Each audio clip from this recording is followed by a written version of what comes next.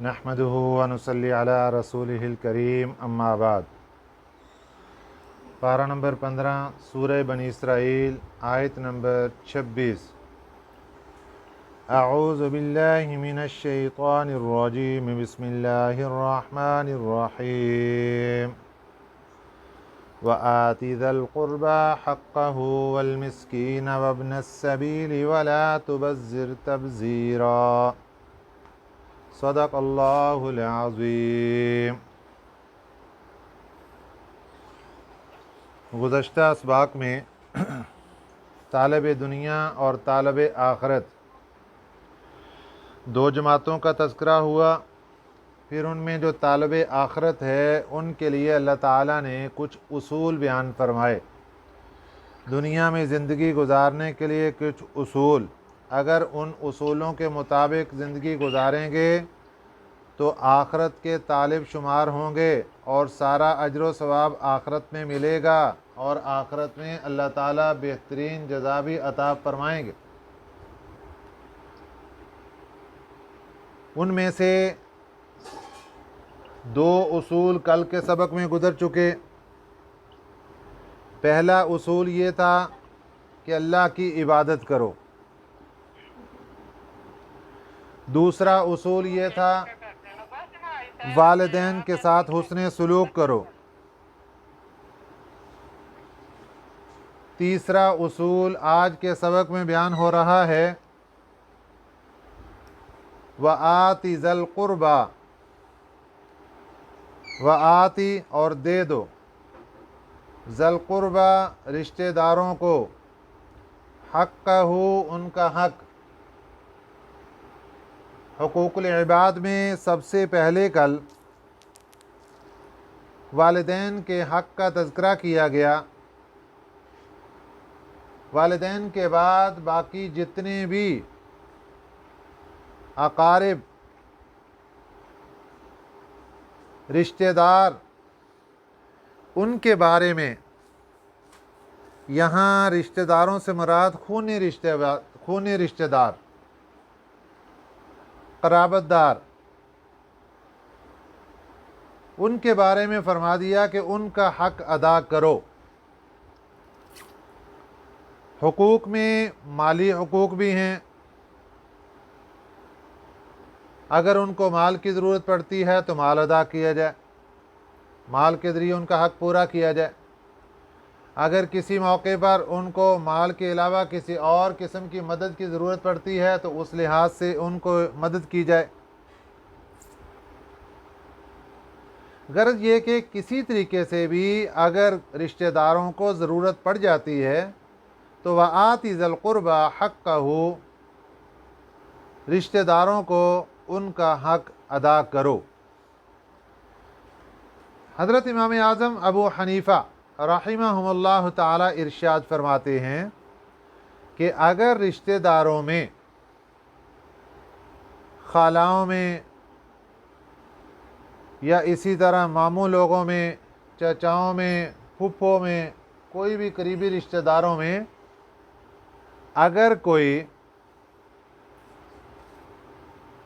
غریب ہے اور وہ کمانے کے قابل نہیں ہے، کمانے کا اہل نہیں ہے، تنگ دستی ہے ان پر، ان کے گھر کے چولہا جلنا مشکل ہے، بیمار ہیں تو دوائی کا لینا مشکل ہے، تو حضرت امام اعظم ابو حنیفہ رحمۃ اللہ علیہ ارشاد فرماتے ہیں کہ ایسی صورت میں اس خاندان کے جو امیر، صاحب ثروت، صاحب مال لوگ ہیں، وسعت والے لوگ ہیں، ان کے ذمے ان لوگوں کا نفقہ فرض عین ہو جاتا ہے،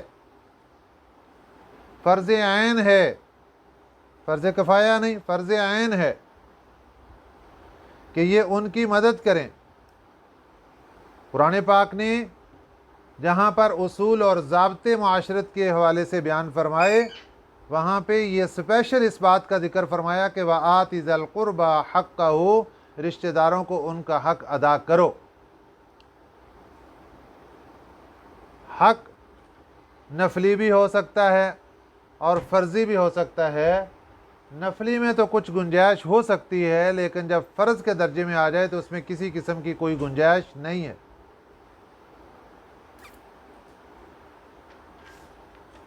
والمسکین، اور مسکینوں کو بھی ان کا حق ادا کرو۔ وابن السبیل، اور مسافروں کو بھی ان کا حق ادا کرو۔ مسافر ہے، اپنے مقام پر وہ لینڈ لاٹ، مالدار، چودھری، سب کچھ ہے، لیکن سفر کی حالت میں اس کو کوئی عارضہ پیش آ گیا، کوئی ضرورت پیش آ گئی، تو اس کو جو ضرورت ہے، جو اس کا حق ہے، وہ پورا کرو۔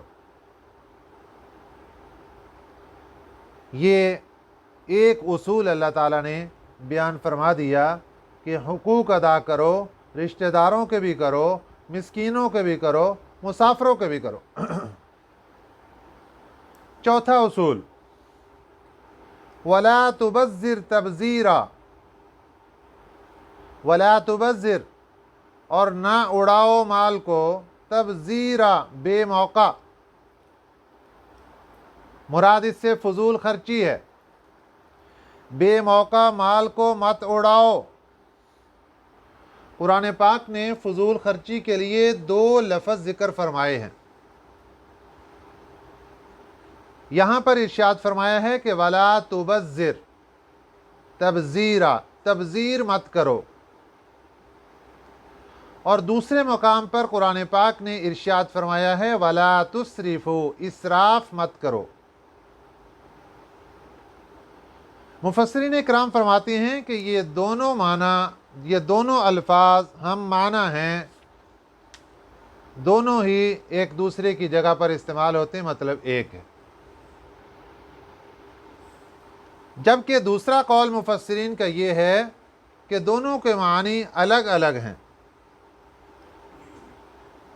تبذیر اس مال خرچ کرنے کو کہتے ہیں جو گناہ کے موقع پر خرچ کیا جائے، اس مال کے خرچ کرنے کو کہتے ہیں جو کسی گناہ کے موقع پر بالکل بے موقع ہے، فحاشی، عریانی یا کسی گناہ کے لیے اس مال کو خرچ کرنا، یہ تبذیر کہلاتا ہے۔ خواہ خود خرچ کیا یا کسی کو ایسی سہولت مہیا کی، یہ تبذیر ہے۔ کوئی بھی گناہ کا کام آپ کے پیسے کے ذریعے ہوا، قرآن نے منع کیا وَلَا تُبَذِّرْ تَبْذِيرًا، تبذیر مت کرنا، بے موقع پیسہ مت خرچ کرنا۔ جہاں موقع ہو، شریعت کی اجازت ہو، وہاں پیسہ خرچ کرو۔ اگر کوئی بندہ گھر میں ٹیلی ویژن لے کر آتا ہے، گھر میں کیبل کی تار لگوا رہا ہے، یہ بے موقع اور گناہ پر پیسہ خرچ کر رہا ہے۔ قرآن نے منع کیا وَلَا تُبَذِّرْ تَبْذِيرًا، تبذیر مت کرو، بے موقع بے محل پیسہ مت خرچ کرو۔ دوسرا لفظ جو قرآن پاک نے اختیار فرمایا وہ ہے وَلَا تُسْرِفُوا، اسراف مت کرو۔ تو اسراف کہتے ہیں کہ کام تو جائز تھا، لیکن ضرورت پوری ہو سکتی تھی تھوڑے سے، اس نے وہاں اور زیادہ خرچ کر دیا، ضرورت سے بھی زیادہ خرچ کر دیا، یہ ہے اسراف۔ کام جائز ہے، کام کی اجازت ہے، گناہ کا کام نہیں، ضرورت ہے، لیکن اس نے ضرورت سے زائد خرچ کر دیے، یہ بھی فضول خرچی کے ضمن میں آئے گا، اور یہ اسراف کہلاتا ہے۔ اس کو بھی قرآن پاک نے منع فرمایا۔ اب اسراف بھی منع، تبذیر بھی منع، لیکن ان دونوں میں تبذیر زیادہ خطرناک ہے، جس کا ذکر قرآن پاک نے یہاں پر فرمایا وَلَا تُبَذِّرْ تَبْذِيرًا، نہ اڑاؤ، بے موقع پیسہ نہ اڑاؤ، بے محل پیسے کو مت اڑاؤ۔ آگے سنیے کیا فرمایا، ان المبذرین، بے شک بے موقع پیسہ اڑانے والے، کانوا اخوان الشیاطین، یہ شیطان کے بھائی ہیں، شیطانوں کے بھائی، شیاطین جمع ہے، شیطانوں کے بھائی ہیں یہ۔ ان کو شیطانوں کے بھائی کس طریقے سے کہا گیا؟ ایک تو اس طریقے سے کہ انہوں نے وہ کام کر دکھایا جو شیطان چاہتا ہے. شیطان یہی چاہتا ہے دنیا میں کہ گناہ ہو جائے، وہ لوگوں کو گناہ پر لگاتا ہے. اس نے بھی پیسہ خرچ کیا اور خود بھی گناہ پر لگ گیا، لوگوں کو بھی گناہ پر لگا دیا. اس لیے مبذرین لوگ اخوان الشیاطین ہیں، شیطانوں کے بھائی ہیں.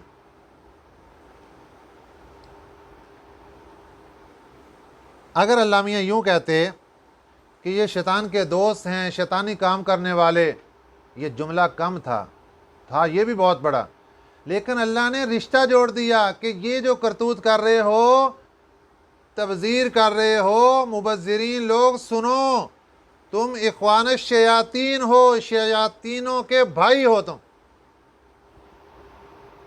بہت سخت اللہ پاک نے جملہ یہاں پر بولا.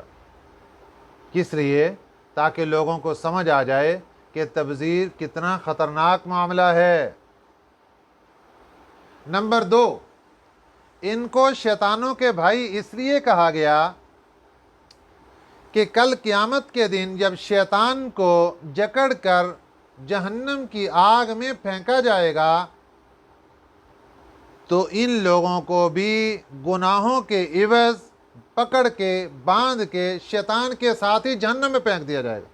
اس سے فرما دیا گیا کہ ان المبذرین کانوا اخوان الشیاطین، کہ مبذرین لوگ اخوان الشیاطین، شیطانوں کے بھائی ہیں. یہ وکان الشیطان لربہ کفورا، اور شیطان ہے اپنے رب کا ناشکرا. شیطان تو ناشکرا ہے. اس لیے ناشکرا کیوں کہا گیا؟ اس لیے کہ اس کو اللہ نے جو نعمتیں دیں وہ بے موقع خرچ کرتا ہے اور اللہ کی نافرمانی کرتا ہے. یہی کام مبذرین لوگ کرتے ہیں کہ اللہ تعالیٰ نے ان کو مال دیا، دولت دی، پیسہ دیا، وہ ان کو اللہ کی نافرمانی میں خرچ کرتے ہیں. تو اللہ کی نافرمانی میں خرچ کرنا یہ ناشکری ہے. شیطان بھی ناشکرا اور مبذرین جو اس کے بھائی بن گئے یہ بھی ناشکرے.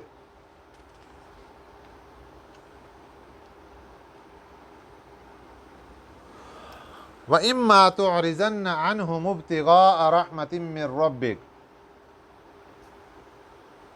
اب معاملہ آ گیا کہ فضول خرچی کی تو اجازت نہیں ہے، لیکن اگر تمہارے پاس پیسہ ہے اور فضول خرچی کے لیے منع کر دیا گیا، 4 اصول ہو گئے پیچھے، 5واں اصول، پیسہ تمہارے پاس ہے اور ضرورت مند بندہ تمہارے پاس آ گیا، تمہارے دروازے پر آ گیا، تو پھر دے دو اس کو. اور یہاں پر 5واں اصول یہ ہے کہ تمہارے پاس اس وقت پیسہ نہیں ہے،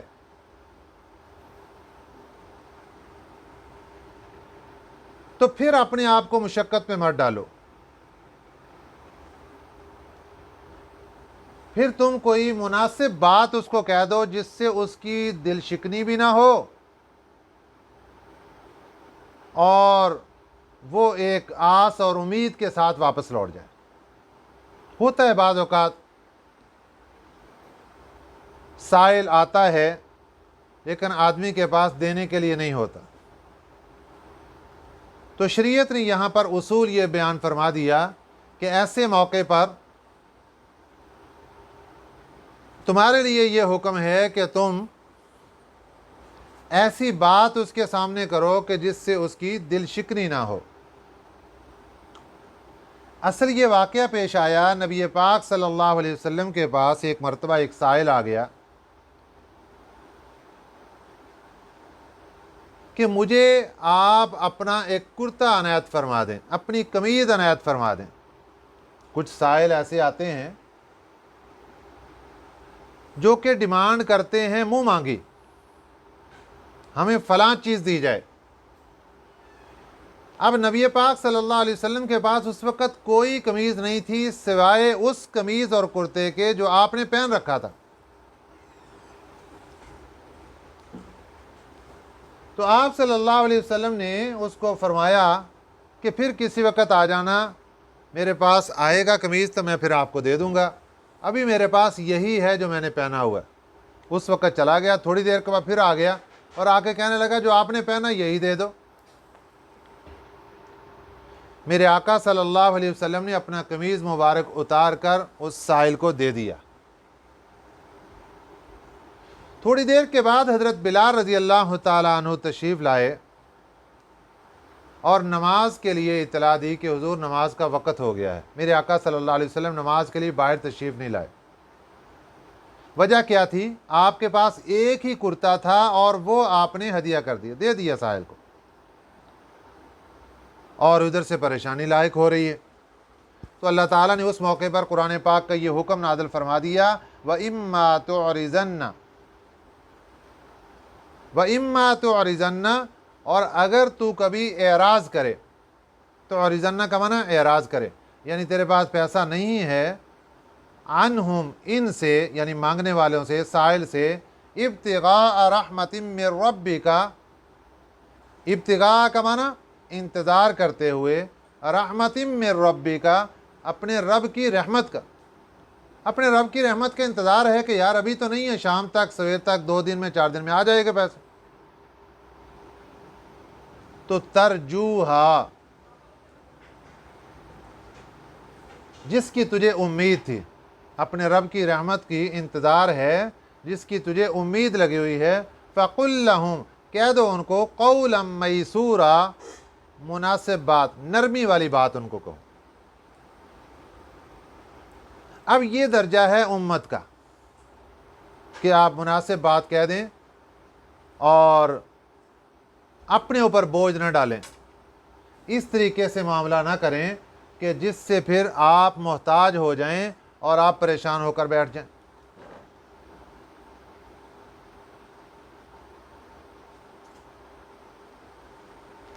وَلَا تَجْعَلْ يَدَكَ مَغْلُولًا،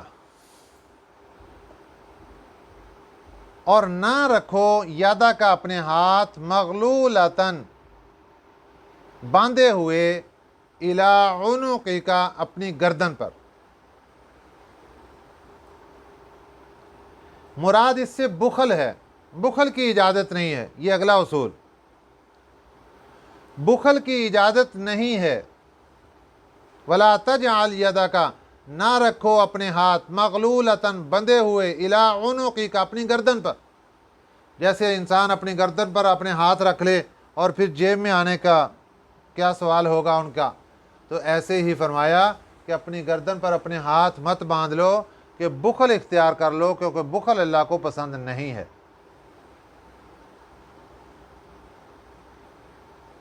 اور اگلا اصول یہ بیان فرمایا کہ وَلَا تَبْسُطْهَا، اور نہ ہی کھول دو ان ہاتھوں کو، کل البسطی، مکمل طور پر، جیسے آپ صلی اللہ علیہ وسلم کا واقعہ ہمارے سامنے آ گیا کہ اپنے ہاتھوں کو کلی طور پر ایسے نہ کھول دو کہ سب کچھ ہی دے دو، فَتَقْعُدَ، پھر بیٹھے رہو، مَلُومًا مَحْسُورًا، ملومًا، ملامت کیے ہوئے، محسورا، ہارے ہوئے، ہمت ہارے ہوئے۔ اب ملومہ کا تعلق ہے پیچھے بخل کے ساتھ، کہ جب انسان بخل کرے گا تو پھر ایک وقت آئے گا کہ وہ ملامت زدہ ہوگا، اس کو خود ہی احساس ہوگا کہ میں نے غلط کام کیا، اتنے پیسے جوڑ کے میں نے کیا کرنے تھے، کسی کو دے دیتا، کسی کا فائدہ ہو جاتا۔ اور محصورہ کا تعلق اس بات سے ہے جو دوسرا اصول ہے کہ انسان کے پاس پیسہ ہے تو سارا پیسہ ہی نہ دے دے، کچھ اپنی ضرورت کے لیے باقی رکھ لے، یہ نہ ہو کہ پھر تھوڑی دیر کے بعد ہمت ہار کے بیٹھ جائے اور پھر پریشانی اور محتاجی بن جائے اور لوگوں کے سامنے ہاتھ پھیلانا شروع کر دے۔ ان ربک یبسط الرزق، بے شک تیرا رب، یبسط الرزق، کھول دیتا ہے رزق کو، لمن یشاء، جس کے لیے چاہتا ہے، ویقدر، اور جس کے لیے چاہتا ہے تنگ کر دیتا ہے۔ یہ تو اللہ کے اختیار میں ہے، اللہ جس کا رزق چاہتا ہے کھول دیتا ہے اور جس کا رزق چاہتا ہے تنگ کر دیتا ہے۔ تو اللہ نے اگر آپ کا رزق کھول دیا تو اللہ کا شکر ادا کریں، اور اگر کسی وقت رزق میں تنگی آ گئی تو تب بھی اللہ کی طرف رجوع رکھیں کہ یہ تو اللہ کے حکم کے ساتھ ہو رہا ہے، اللہ کے حکم کے بغیر تو کچھ نہیں ہوتا۔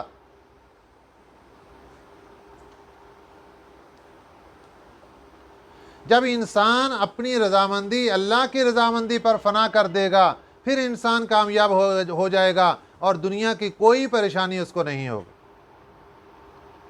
ایک بزرگ سے کسی نے پوچھا کہ معاملات حالات کیسے چل رہے ہیں؟ اس نے کہا معاملات حالات پوچھتے ہو، سب کچھ میری مرضی کے مطابق چل رہا ہے۔ آپ میرے گھر کے پوچھ رہے ہو، ساری کائنات میری مرضی کے مطابق چل رہی ہے۔ اس نے کہا یہ کیسی باتیں کر رہے ہو؟ اس نے کہا دیکھو یہ سب کچھ اللہ کی مرضی سے چل رہا ہے، اور میں نے اپنی مرضی کو اللہ کی مرضی پر فنا کر دیا، اس لیے سب کچھ میری مرضی کے مطابق چل رہا ہے۔ میں نے تو اپنی مرضی چھوڑی نہیں، میں تو اپنی مرضی کو اللہ کی مرضی میں فنا کر چکا ہوں۔ جو اللہ کی مرضی وہی میری مرضی، جو اللہ کی رضا وہی میری رضا۔